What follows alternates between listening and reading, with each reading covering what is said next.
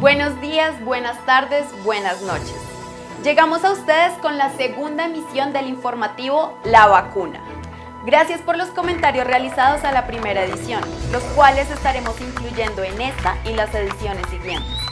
Por favor, no dejen de hacerlos, pues no es posible construir una propuesta informativa de nuevo tipo sin la participación constante, crítica, reflexiva y exigente de ustedes, quienes ya no son simples receptores, sino parte de este informativo.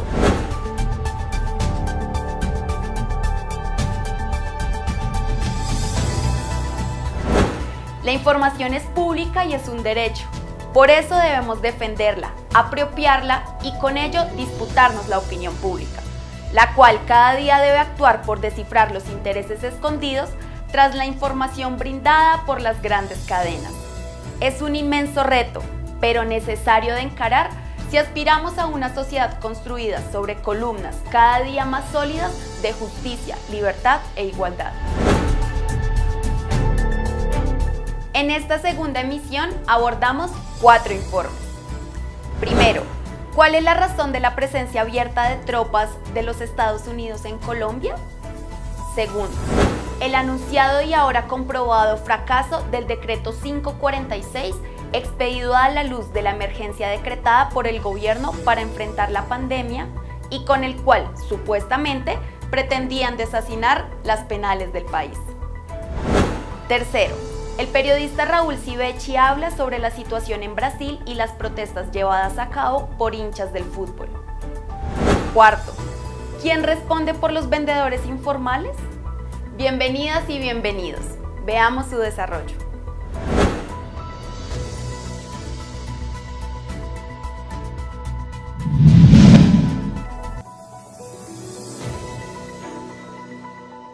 ¿Cómo resisten los campesinos las agresiones de tropas desplegadas desde el 1 de febrero en zonas de sembrado de coca?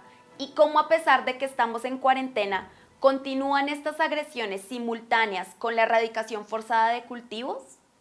Por supuesto, los campesinos se mantienen en resistencia y son por ello golpeados, despojados, asesinados y ahora, con el agravante del confinamiento, los organismos de derechos humanos no aparecen al ser requeridos. Pedro Arenas, investigador y dirigente social, nos explica y brinda un panorama más amplio de la situación que viven los campesinos y los defensores de derechos humanos en medio de los operativos de erradicación forzada en estos días de cuarentena. Se han desplegado tropas, unas veces del ejército, otras veces de la policía y otras veces se ha utilizado personal civil contratista. Las comunidades resisten a las erradicaciones forzadas, reclaman oportunidades de desarrollo, unas veces reclaman el cumplimiento de compromisos y otras veces reclaman ser incorporados en programas de sustitución de cultivos, pero en últimas reclaman respeto a los derechos humanos y opciones de desarrollo. Pareciera que la fuerza pública lleva la tarea, la misión de completar un número de hectáreas arrancadas a como dé lugar para cumplir una métrica que le fue ordenada por la presidencia, por el ministro de la Defensa, Carlos Holmes, quien ha sostenido que ese tipo de operaciones no se van a detener y que ellos respetan todos los protocolos. Las dinámicas de agresión por parte de las fuerzas que actúan para el gobierno nacional parecen orquestadas milimétricamente. Sus acciones aíslan totalmente a esas poblaciones, aprovechan el nulo ingreso de medios imparciales o de organismos de derechos humanos producto de la inmovilidad causada por el confinamiento, que les da vía libre para crear matrices de información que justifican la intervención y despojo contra las poblaciones campesinas. Lamentablemente la prensa ha introducido o incubado la idea de que se trata de enfrentamientos, como si se registrara un enfrentamiento armado entre dos partes contendientes en igualdad de condiciones. Aquí no, tenemos que decir claramente que son comunidades campesinas que resisten con sus cuerpos y en algunas ocasiones utilizando, por ejemplo, unos palos. Una queja insistente de las comunidades de que no llegan a tiempo organismos de derechos humanos. Se ha creado la matriz por parte del Ministerio de Defensa de que quienes protestan son personas que están por fuera de la ley, que bloquean el desarrollo o la tarea de las instituciones y que le están haciendo un favor a los delincuentes. Andrés Pastrana dijo, comenzando la cuarentena, que deberían aprovechar para fumigar inmediatamente. No lo han podido hacer porque esto tiene unos trámites y unos requerimientos de la Corte Constitucional. Pero sí se nota el despliegue de un mayor número de batallones antidrogas y de grupos móviles de erradicación terrestre en el marco del PECAT. La cuarentena ha servido tristemente para que sin respetar ningún protocolo de bioseguridad lleguen a terreno, a comunidades donde no existen sistemas de salud adecuados, un grueso número de personal de las fuerzas militares y de policía, lo cual incluso despierta la preocupación de las comunidades por el riesgo de contagio del COVID-19. Los intereses ocultos del gobierno, siempre dominantes, establecen un juego de guerra perpetuo que muestra a las poblaciones campesinas como enemigos o colaboradores de los grupos armados. El guión sigue siendo el mismo y termina invisibilizando la realidad de violencia constante que viven desde siempre los habitantes de los campos. Creo que es necesario dejar atrás el discurso de la estigmatización. Desde hace un tiempo, cuando se afirma que es que salen a protestar porque están presionados o están haciéndole un servicio a grupos ilegales, pero por otro lado, hay que seguir insistiendo en que quienes están en estas actividades históricamente han manifestado un problema irresuelto de tierras, como ocurre, por ejemplo, en las áreas de amortiguamiento de parques naturales o en las zonas de traslape entre economías campesinas y territorialidades étnicas, como ocurre en las zonas de expansión de frontera agrícola. El gobierno colombiano está actuando con cierto grado de urgencia para retomar la erradicación de los llamados cultivos de coca y quiere usar de nuevo, a pesar de la negativa de los jueces sintetizada en la sentencia T-236 de 2017, las aspersiones con glifosato. Para así proceder, el gobierno difunde el mensaje de estar luchando contra el narcotráfico y de cumplir con lo exigido por la ley en lo concerniente a la erradicación de la coca. Esto es, consultar con las comunidades que habitan tales territorios para así poder pasar a la aspersión con glifosato. Esta es la apariencia, pero en realidad lo pretendido era dejar a estas comunidades por fuera de la consulta, aprovechando que no tienen conexión a internet, ni computadores, ni teléfonos que les faciliten una comunicación en línea, ni la posibilidad de salir a las cabeceras municipales para conectarse debido al confinamiento. Alirio Uribe, abogado del colectivo Cajar, describe con detalle la tutela interpuesta para frenar esta consulta malintencionada y lo decidido por el Juzgado Segundo Administrativo de Pasto en relación con la misma. Este gobierno insistió a través de una petición que hizo el presidente Duque en compañía del nefasto fiscal Néstor Humberto Martínez a la Corte Constitucional para que se retomara nuevamente el tema de las aspersiones en Colombia. La Corte impuso unas condiciones que tenían que ver con una regulación independiente, que eso se hiciera, y esto es muy importante porque es el núcleo de la tutela, de una forma participativa y con una participación reforzada de las comunidades que potencialmente pueden ser afectadas por las aspersiones. Recordemos que se quieren volver a hacer aspersiones aéreas en 104 municipios del país. Es en ese marco que la ANLA y la Policía Nacional pues inician el proceso de licenciamiento ambiental para retomar otra vez las aspersiones aéreas. Lo que hace la tutela es que se presentaron varias tutelas y lo que hizo el Juzgado Segundo Administrativo de Pasto fue acumular todas estas tutelas y concedió la tutela por considerar que se habían violado los derechos fundamentales, derechos humanos, al debido proceso, a la participación, a la consulta previa de las comunidades que potencialmente pueden ser afectadas y por acceso a la información. Por lo tanto, consideró que hubo esa violación de derechos y ordena la suspensión del procedimiento ambiental hasta tanto se brinden garantías reales y efectivas de participación. Ojo, Recordemos que esta tutela se interpone cuando el gobierno convoca varias audiencias, alcanzó a hacer 3 preparatorias virtuales. Y para el 27 de mayo iba a ser la audiencia, digamos, como de cierre del procedimiento, y la iban a hacer virtual. La audiencia para el cierre del procedimiento se realizaría de manera virtual, es decir, esas comunidades campesinas, afros e indígenas supuestamente serían consultadas, pero la jugarreta de Duque, además de aprovechar la imposibilidad de las poblaciones para movilizarse a causa del confinamiento, le conviene la realidad de dichas comunidades, que en definitiva no cuentan con internet, computador o incluso con cualquier tipo de teléfono o de señal.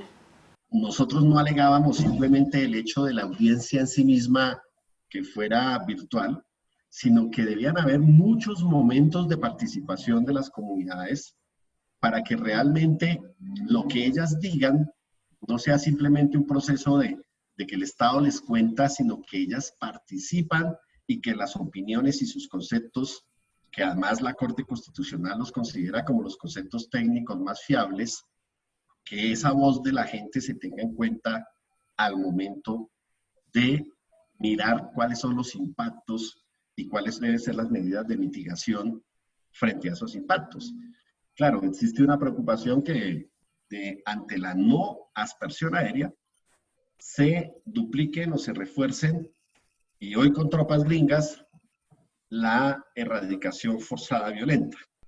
Por lo tanto, es importante solidarizarnos con esos dos extremos débiles, sobre todo hoy, con los cultivadores, y educar al país de que estas personas no son narcotraficantes. Narcotraficantes son el ñeñe que andaba con el presidente, que andaba con los militares en los aviones, en los helicópteros. Esos son los narcos, los amigos del gobierno, de los militares, etcétera. Y los campesinos son personas que sobreviven en zonas abandonadas, inhóspitas, y que tienen como única fuente de ingreso, pues cultivar la hoja de coca por la imposibilidad de producir y comercializar sus alimentos. En un anuncio dado, no por el gobierno colombiano, sino por la Embajada de Estados Unidos, nos enteramos de la presencia de tropa de élites gringas en nuestro país, supuestamente para apoyar en la lucha antidrogas. Surgen entonces variadas hipótesis e interrogantes acerca del por qué y el para qué de su presencia. La tan promocionada guerra contra las drogas, ¿qué intereses esconde? Y en esa guerra, ¿cuál es el enemigo real? Esta decisión del gobierno colombiano permite un ahondamiento de la narcotización de las relaciones bilaterales. ¿Se relaciona este envío de tropas con el mutuo interés de Estados Unidos y de Colombia con respecto a Venezuela? Ricardo Vargas, investigador independiente, analista del tema de drogas, nos comparte su análisis crítico sobre la presencia de las tropas norteamericanas en Colombia. Lo que sucede hoy es una consecuencia de una postura política del gobierno colombiano en el sentido de desconocer los acuerdos de paz y propiciar nuevos escenarios de conflicto y de guerra, en el sentido de que los cultivadores son parte del conflicto y que son de alguna manera aliados de los grupos armados. Sobre ellos recae toda esta cantidad de acciones, de políticas.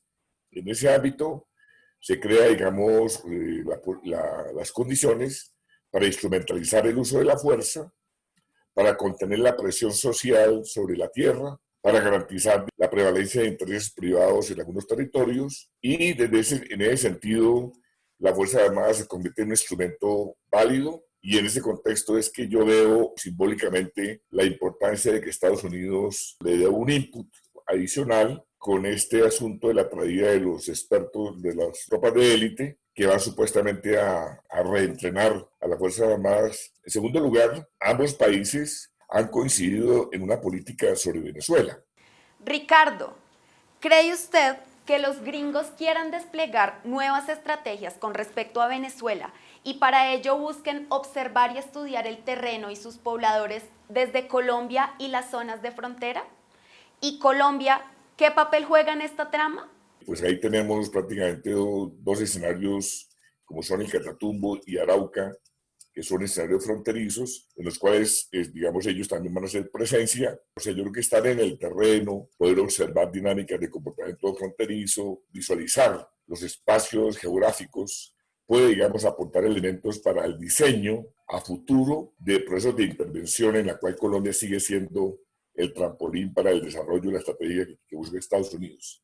En el contexto nacional, el gobierno se enfoca e invierte en atizar el conflicto armado. Hace relucir, por ejemplo, la cantidad de grupos armados que hay en las zonas rurales para ocupar los recursos y la atención en el enfrentamiento con ellos. Tal vez con la intención de crear más espacio para seguir anulando el acuerdo de paz firmado con las FARC. O también para dejar de lado los PDED, es decir, los planes de desarrollo con enfoque territorial, y a cambio impulsar las zonas futuro que favorecen la entrega de territorios campesinos a capitales nacionales e internacionales con intereses en el agro. Escuchemos a Ricardo Vargas al respecto.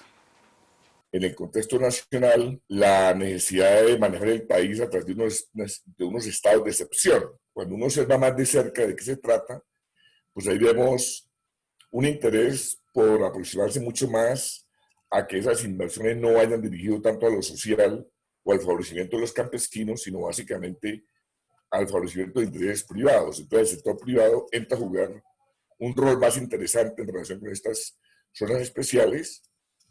Es digamos, se releva también la militarización, porque digamos en todas las instancias está metido la policía, el Ministerio de Defensa en sus más altos niveles, y prácticamente es una reedición de los modelos de consolidación en donde se caracterizan estas zonas especiales o zona futuro como las que también caracterizó en la época del presidente Uribe, como aquellos territorios en los cuales había todavía disputa con las FARC alrededor del control territorial.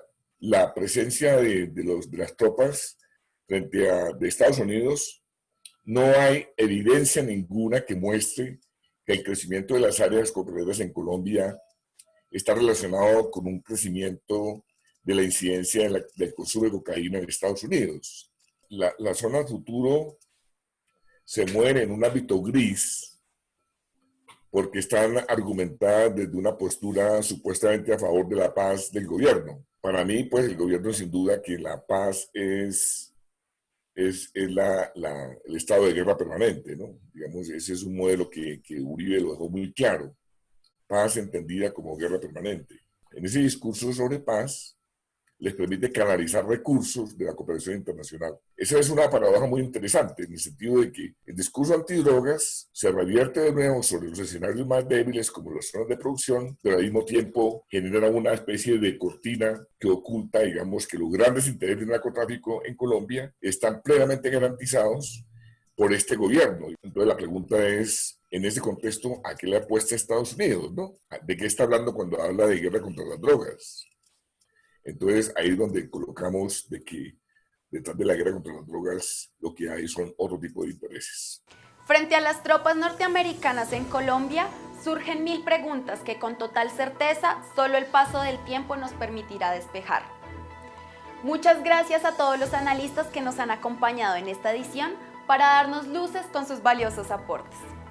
Orientemos nuestra atención a otro tema de vital importancia para toda nuestra sociedad. En este caso, la emergencia carcelaria en Colombia. Si existe una población sobreexpuesta al contagio, la enfermedad y la posibilidad de muerte por efectos del COVID-19, es la población sometida a prisión. Mucho más cuando vive en condiciones de hacinamiento, como sucede en las cárceles de nuestro país, con una sobrepoblación que alcanza el 54%.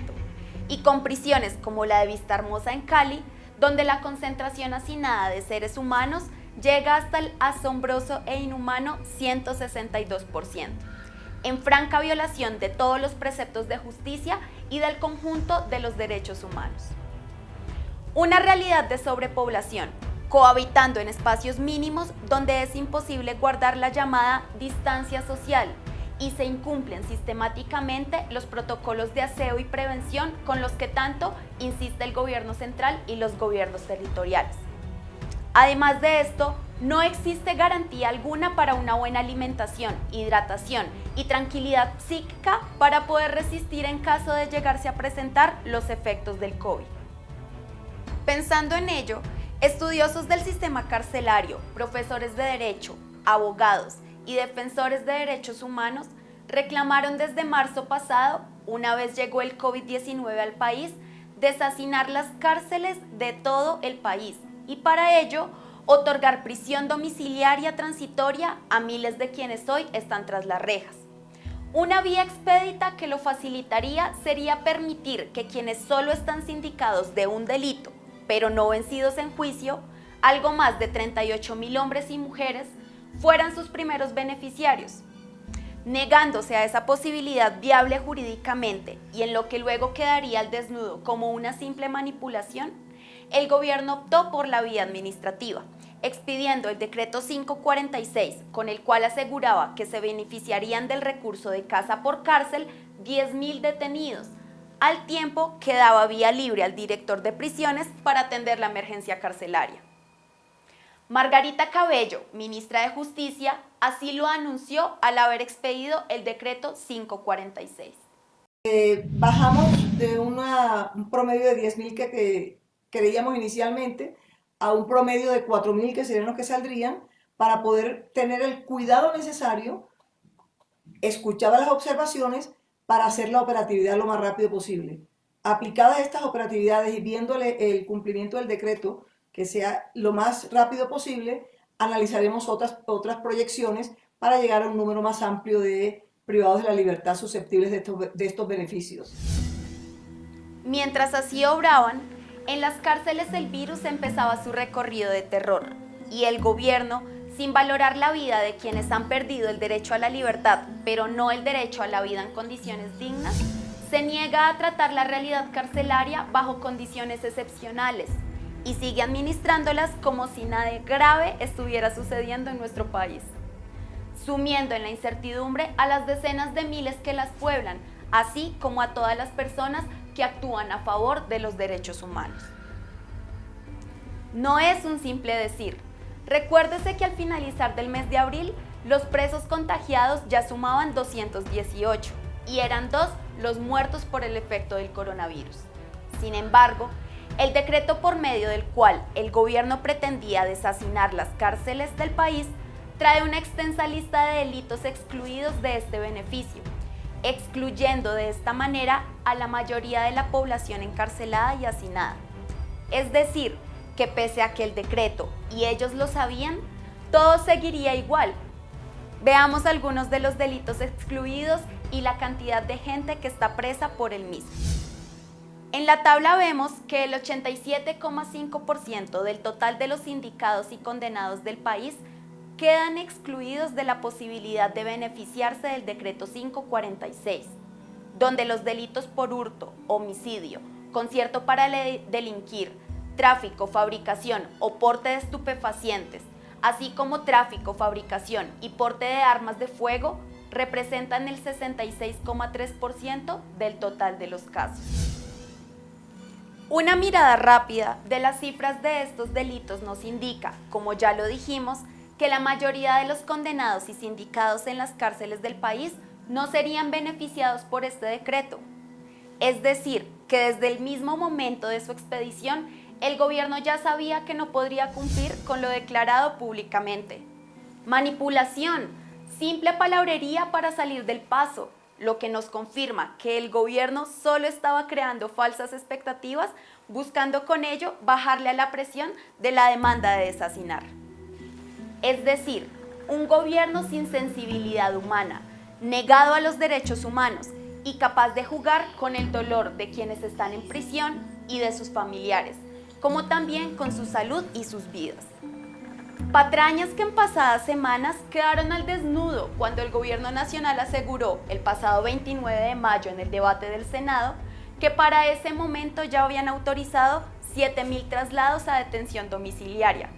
Declaración falsa, desinformación, como lo certificó la misma ministra de Justicia, Margarita Cabello, el pasado 4 de junio en el seminario virtual las medidas alternativas a la privación de la libertad en tiempos de COVID-19 y retos para el futuro.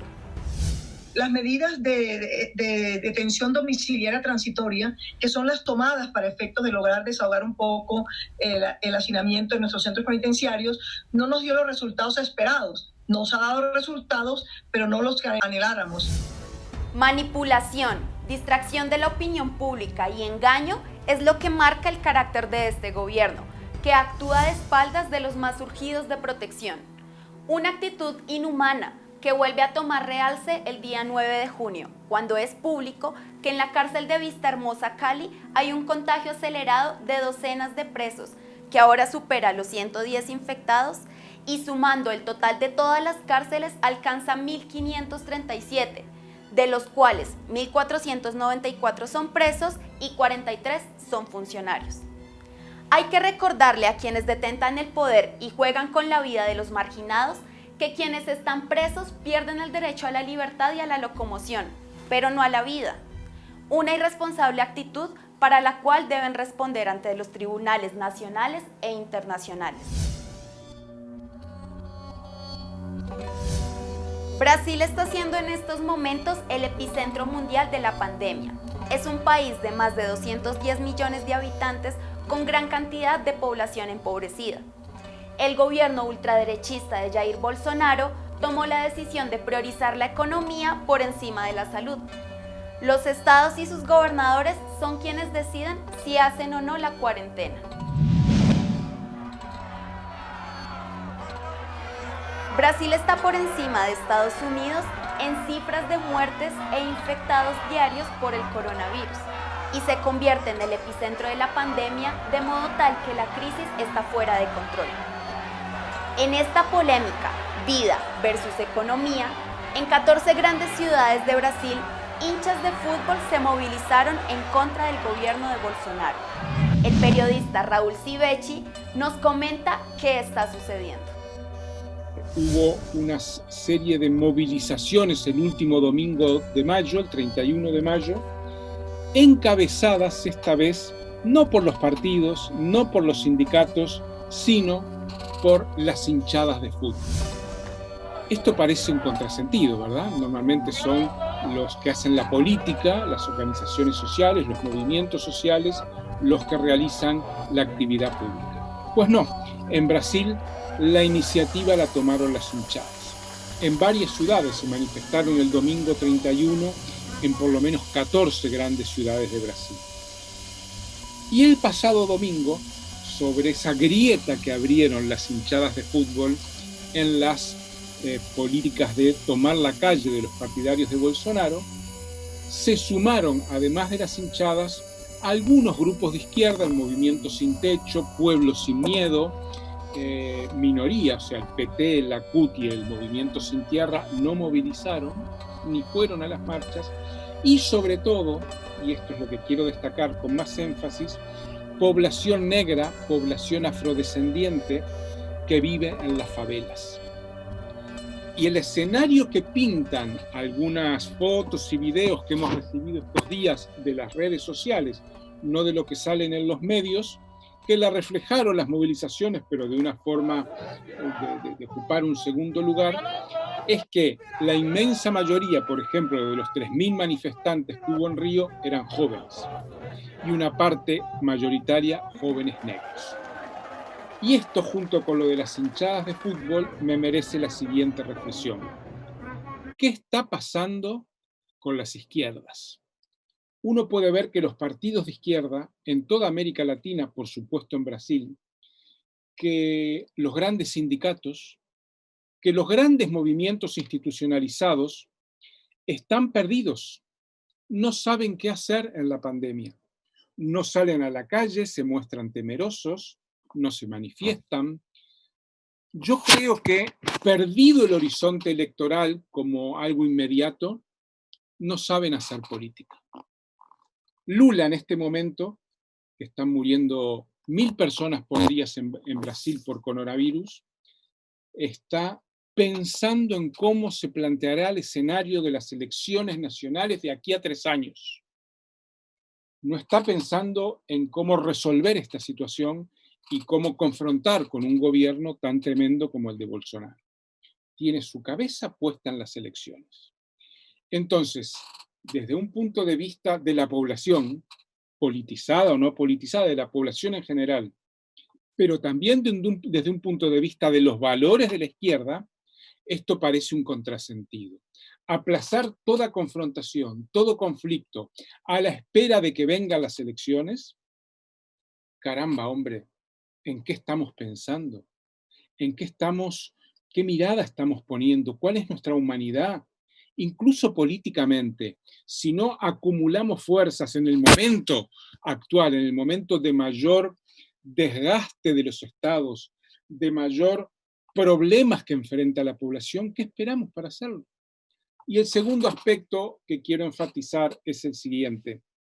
Por primera vez son las hinchadas de fútbol que se juntaron todas en una asociación hace ya varios años, justamente bajo el gobierno de Dilma, se juntaron creando la Asociación Nacional de Hinchadas Organizadas, equipos que son hinchadas que son adversarias en las tribunas, para luchar contra las leyes represivas que se estaban imponiendo a propósito de los mundiales.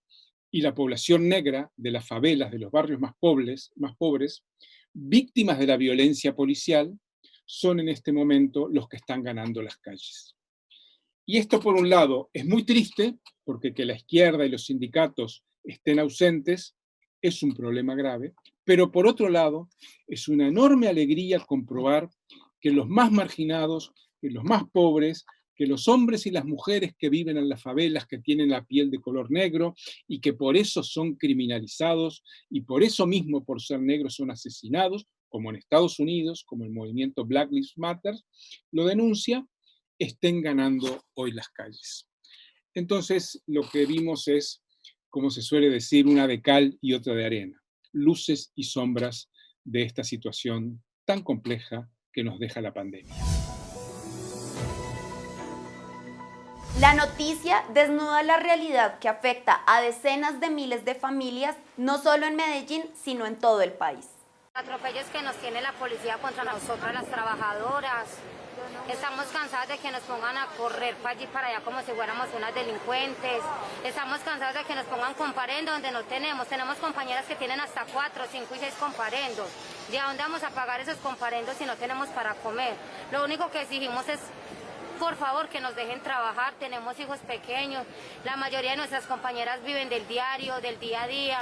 Y eso es lo que ellos no entienden. Ellos dicen que porque les hacemos...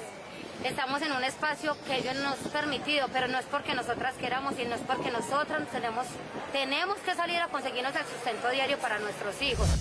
En la capital de Antioquia, Luz Adriana Upegui, madre de cabeza de familia a cargo de 2 hijos, vendedora de tintos que se situaba en el Parque Berrío, se suicidó. Decisión tomada ante el constante acoso y violación de sus derechos por parte de la policía, denunciando horas antes la realidad a la que estaba expuesta. Otras 400 vendedoras también sufren de este acoso constante y se sienten abandonadas por el gobierno nacional y los gobiernos territoriales. Compañeras tinteras del Parque Berrío, somos una familia, somos vendedoras ambulantes. En este momento me le dirijo al presidente Iván Duque. Con la mano en el corazón le decimos, somos colombianos, porque nos atropellan de esta forma. No hay derecho a que nos falten el respeto, a que violen nuestros derechos. Como colombianas tenemos derecho a nuestros derechos. Una realidad que se extiende a los vendedores callejeros en general, dejando constancia el pasado viernes 5 de junio con el plantón realizado en frente al Ministerio del Trabajo en Medellín. Allí denunciaron la constante violación de los derechos humanos y los atropellos por parte de la policía. Los persiguen, los reprimen y no los dejan rebuscarse, pese a que tuvieron que regresar a las calles en procura de unos cuantos pesos para sostener a los suyos, ante el empobrecimiento creciente y la misma ausencia de las anunciadas ayudas por parte del gobierno, las mismas que no han sido entregadas a ninguna de sus familias.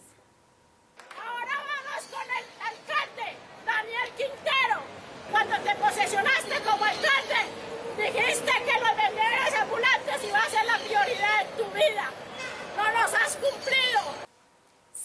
de estos vendedores, con chazas sobre sus hombros o sentados en alguna esquina, así como madres de cabeza de familia, ofrecen tinto a los peatones, ahora ocupan el centro y otras áreas de Medellín. No dudan en exponerse ante el letal virus, pues saben que de no hacerlo, sus hijos y en muchas ocasiones también sus padres no soportarían esta época de encierro. Ahora todo el gobierno municipal.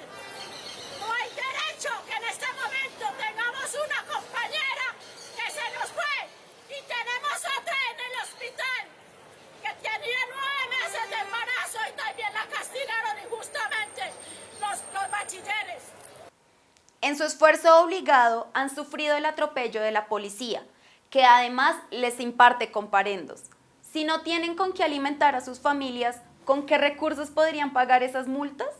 Porque no vamos a permitir más atropello, porque necesitamos trabajar. ¿Por qué se pronuncian con las grandes empresas? ¿Por qué no se pronuncian con el vendedor ambulante, que también tenemos derecho al trabajo? Unas y otros también denuncian que la alcaldía de la ciudad, en cabeza de Daniel Quintero, no ha estado a la altura de la realidad que está llevando al total empobrecimiento a miles de familias y dejando aún más pobres a las que ya lo estaban. Sin duda, el confinamiento obligado es un lujo que solo se pueden dar las familias que cuentan con ingresos fijos o asimismo con algunos ahorros. Yo me dirijo al presidente Iván Duque, que se está dando la orden de abrir empresas, que dé la orden en este momento de que nosotros también tenemos derecho al trabajo. ¡Arriba nuestro trabajo! ¡Que es digno! ¡Que es digno! ¡Queremos trabajar! Ninguna voz tiene más potencia que la voz de las comunidades, las cuales viven en sus propios cuerpos las más duras consecuencias del abandono estatal y que paso a paso los cerca y los margina hasta llevarlos al límite.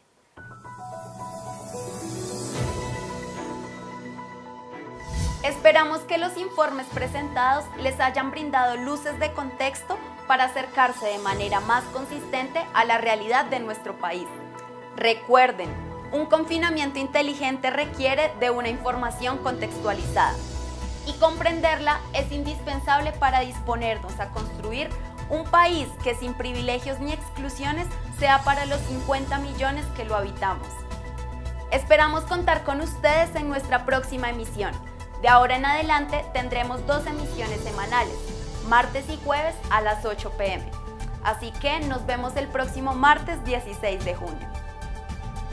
Esperamos también contar con su apoyo al difundir la existencia de este informativo, a la par que recibimos todas sus observaciones, críticas y propuestas que sean pertinentes para que hagamos de la vacuna un informativo de referencia nacional.